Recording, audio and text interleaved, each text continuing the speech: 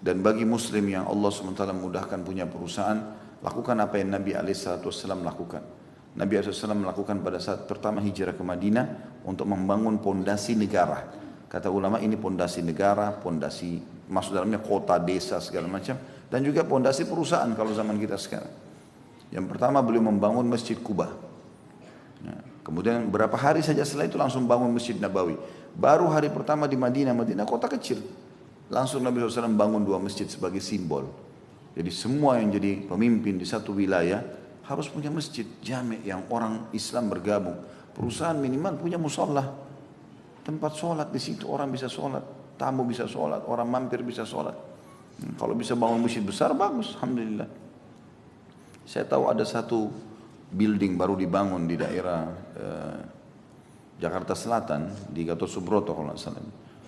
Kebetulan saya kenal pemilik buildingnya. Ternyata dia buat di satu lantai itu, khusus lantai 22, luas sekali, bisa nampung 3.000 orang. Dia nggak sewain sama tenan-tenannya, dia dibuka semua ruangan itu jadi musol, jadi masjid. Dan akhirnya bisa nampung sekian banyak orang. Banyak subhanallah orang berpikir mungkin ngapain satu lantai bisa disewain per meter sekian dolar. Nah, mungkin untungnya sekian ratus juta per bulan. Tapi subhanallah dia tidak berpikir begitu. Lantai lain semuanya disewain sama dia kecuali lantai itu semua harus jadi masjid. Akhirnya subhanallah banyak orang datang sewa gara-gara ada masjid itu. Dan saya diminta jadi pembina, saya jadi pembina di masjid itu. Alhamdulillah kita tata taklimnya, khutbah Jumat segala macam, masya Allah berjalan. Ini yang benar. Dia lakukan yang paling pertama ada masjidnya. Allah SWT tunjukkan itu melalui Nabi Muhammad SAW. Beliau pertama hijrah ke Madinah membangun masjid ini. Kemudian yang kedua, Nabi SAW mempersaudarakan antara muhajirin dan ansar. Bagaimana orang yang lama sama orang baru dipersaudarakan. Tidak ada lagi perbedaan antara mereka. Bahkan bisa saja orang baru datang tapi karena dia punya skill yang bagus mungkin jabatannya lebih tinggi. Itu biasa. Dan tidak boleh ada rasisme gitu. Mengatakan oh saya satu suku dengan pemilik perusahaan pasti saya akan didahulukan. Tidak. Skillnya mana? Kalau skillnya bagus, profesional ya sudah. Begitulah yang diajarkan oleh Nabi SAW. Kata Nabi SAW, Inna Allah yuhibbu min abdin idha amila amalan an yutqinahu. Allah suka sekali kepada seorang hamba yang kalau mengerjakan satu perbuatan dia menguasainya. Ada profesionalisme di situ.